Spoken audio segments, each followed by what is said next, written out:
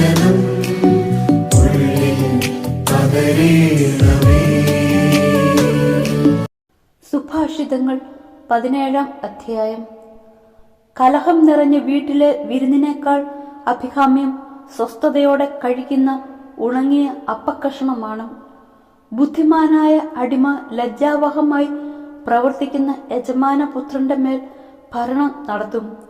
അവൻ പുത്രന്മാർക്കൊപ്പം കുടുംബ സ്വത്തിന് അവകാശിയുമാകും. മൂശയിൽ വെള്ളിയും ഉലയിൽ സ്വർണവും ശോധന ചെയ്യപ്പെടുന്നു. ഹൃദയങ്ങളെ പരിശോധിക്കുന്നത് കർത്താവാണ്. ദുഷ്ടൻ ദുർവചസ്സുകൾ ശ്രദ്ധിക്കുന്നു, നുണയൻ അപവാദത്തിന് ചെവി കൊടുക്കുന്നു. ദരിദ്രരെ പരിഹസിക്കുന്നവൻ സൃഷ്ടാവിനെ നിന്ദിക്കുന്നു. മറ്റുള്ളവരുടെ അത്യാഹിതത്തിൽ സന്തോഷിക്കുന്നവൻ ശിക്ഷിക്കപ്പെടാതിരിക്കുകയില്ല. പേരക്കിടാങ്ങൾ വൃദ്ധർക്ക് കിരീടം, മക്കളുടെ അഭിമാനം പിതാക്കന്മാരത്രേ. ഉത്തമമായ സംസാരം ഭോഷന് ചേരുകയില്ല. കപടഭാഷണം ആഭിജാതർക്ക് അത്ര പോലുമില്ല. കൈക്കൂലി മാന്ത്രികക്കല്ലെന്നാണത്രേ കൊടുക്കുന്നവന്റെ സങ്കല്പം. തിരിയുന്നിടത്തെല്ലാം അവൻ വിജയം നേടുന്നു. തെറ്റു പൊറുക്കുന്നവൻ സ്നേഹം നേടുന്നു. കുറ്റപ്പെടുത്തിക്കൊണ്ടേയിരിക്കുന്നവൻ സ്നേഹിതനെ പിണക്കി അകറ്റുന്നു. ഭോഷനെ 100 അടിക്കുന്നതിനേക്കാൾ ബുദ്ധിമാനെ 1 ശകാരിക്കുന്നത് കൂടുതൽ ഉള്ളിൽ തട്ടും. അധമൻ എപ്പോഴും കലാപകാരിയാണ്. ക്രൂരനായ ഒരു ദൂതൻ അവനെതിരായി അയക്കപ്പെടും. ഭോഷനെ അവന്റെ ഭോഷത്വത്തിൽ നേരിടുന്നതിനേക്കാൾ എളുപ്പം കുഞ്ഞുങ്ങൾ അപഹരിക്കപ്പെട്ട ഒരു പെൺകരടിയെ നേരിടുകയാണ്. ഉപകാരത്തിനു പകരം അപകാരം ചെയ്യുന്നവന്റെ ഭവനത്തിൽ നിന്നും തിന്മ വിട്ടകലുകയില്ല. കലഹത്തിന്റെ ആരംഭം അണ പൊട്ടുന്നത് പോലെയാണ്.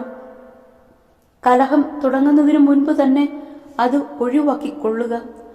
ദുഷ്ടരുടെ പ്രവൃത്തികളെ ന്യായീകരിക്കുന്നവനും നീതിമാന്മാരിൽ കുറ്റം ചുമത്തുന്നവനും ഒന്നുപോലെ കർത്താവിനെ വെറുപ്പിക്കുന്നു.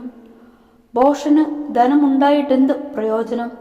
അവന് ജ്ഞാനം വിലയ്ക്ക് വാങ്ങാൻ കഴിയുമോ? മിത്രം എപ്പോഴും മിത്രം തന്നെ. ആപത്തിൽ പങ്കുചേരാൻ ജനിച്ചവനാണ് സഹോദരൻ. ബുദ്ധിഹീനൻ അയൽക്കാരന് വാക്കുകൊടുക്കുകയും ജാമ്യം നിൽക്കുകയും ചെയ്യുന്നു. നിയമനിഷേധകൻ കലഹപ്രിയനാണ്. വാതിൽ ഉയർത്തിപ്പണിയുന്നവൻ നാശം ക്ഷണിച്ചു വരുത്തുന്നു. കുടിലമാനസൻ ഐശ്വര്യം പ്രാപിക്കുകയില്ല. വികടഭാഷണം നടത്തുന്നവൻ ആപത്തിൽ പതിക്കുന്നു. വിഡ്ഢിയായ പുത്രൻ പിതാവിന്റെ ദുഃഖമാണ്. ഭോഷന്റെ പിതാവിന് ഒരിക്കലും സന്തോഷമില്ല.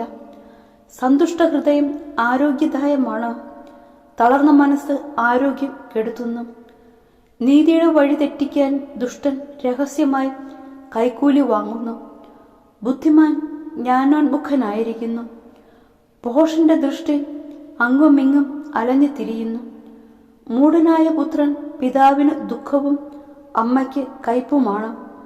നീതിമാന്റെ മേൽ പിഴ ചുമത്തുന്നത് നന്നല്ല. ഉത്തമനെ പ്രഹരിക്കുന്നത് തെറ്റാണ്. വാക്കുകൾ നിയന്ത്രിക്കുന്നവൻ വിജ്ഞനാണ്. പ്രശാന്തമായ മനസ്സുള്ളവൻ ബുദ്ധിമാനത്രേ. മൗനം ഭജിക്കുന്ന മൂഢൻ പോലും ജ്ഞാനിയെന്ന് കരുതപ്പെടുന്നു. അവൻ വായ് പൂട്ടിയിരുന്നാൽ ബുദ്ധിമാനെന്ന് ഗണിക്കപ്പെടുന്നു.